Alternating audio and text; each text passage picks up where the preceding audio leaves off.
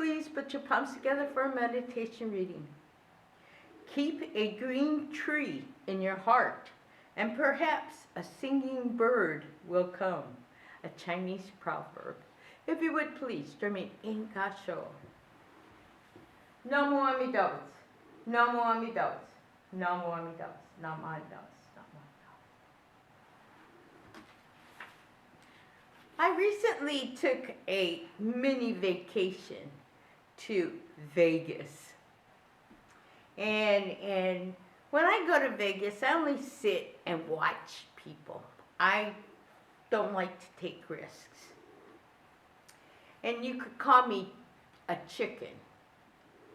But, you know, machines, cars, or whatever in one place is risk-taking. And it's always by chance. Well, I don't like that. So I sit and I watch. But while I was sitting and watching and walking around and watching other people, and I kept seeing them feeding the hungry ghost machine. And as soon as they fed this hungry ghost, it was gone. And that's what our hungry ghost is like. You know, our greed, our hunger, we want more and more, and pretty soon, the more we want, the sooner it's gone. So, okay, you know, that's fine. People seem to enjoy themselves. Or maybe, you know, it was their way of relaxing. But, and every so often the machine would pay off. But most likely, the hungry ghost machine took the money away. Well, while watching these other people feeding the machine, an article came to mind. And this article was about a farmer. You know, and this farmer worked year-round, working very hard raising a crop. And he worked during the growing season and in the harvest season. And once harvest season was over, he went to a casino. Did this every year. You know, and during the year, the farmer would tend to his crops. He would water his crops. He fertilized it. He was concerned about what happened to his crops. But after harvest season, he was at his gambling place, his casino. And many of his friends were really curious.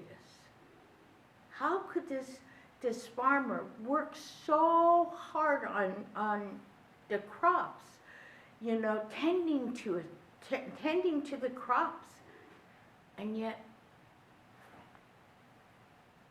poof, you know, spend his money that way.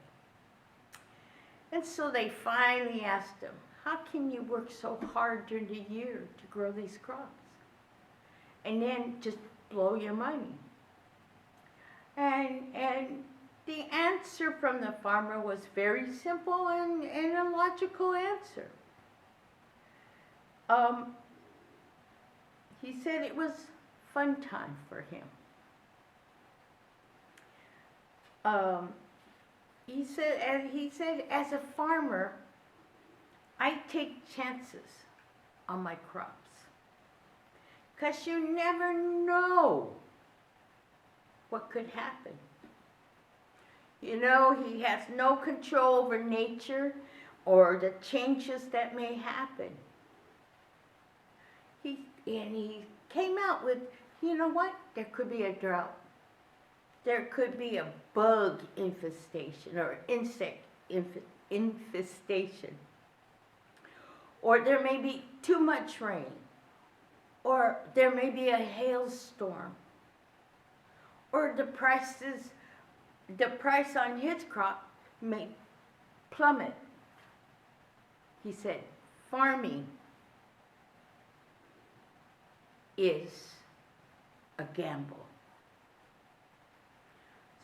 So, but going to a casino, he knows the outcome.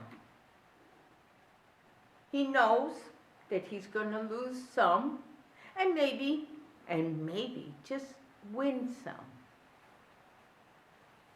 That, to him, he knows what is gambling. Farming is the biggest gambling. For Jodo Shinshu, our certainty is Nembutsu, Namu Amidabutsu. There's no bet on it. There's no wages on it. There's no, I guess, odds on it. It's there. And we know that our Nembutsu, true Nembutsu, is in our hearts and minds. And it goes with us wherever we go. And we don't have to worry if we're going to lose it. You don't lose something that is here and here. And it's always there to give us direction and guidance. And Namu Amidabutsu is also our way of giving thanks and showing our gratitude and sharing appreciation for whatever the outcome may be. As I said, nature plays its own game. And we cannot change the nature. For nature is a gamble also. So it is Namu Amidabutsu in our losses and our gains, and it lies in our hearts and minds. So if you would please join me in Gasho. Namu Amidabutsu, Namu Amidabutsu, Namu Amidabutsu, Namu Amidabutsu. Thank you for listening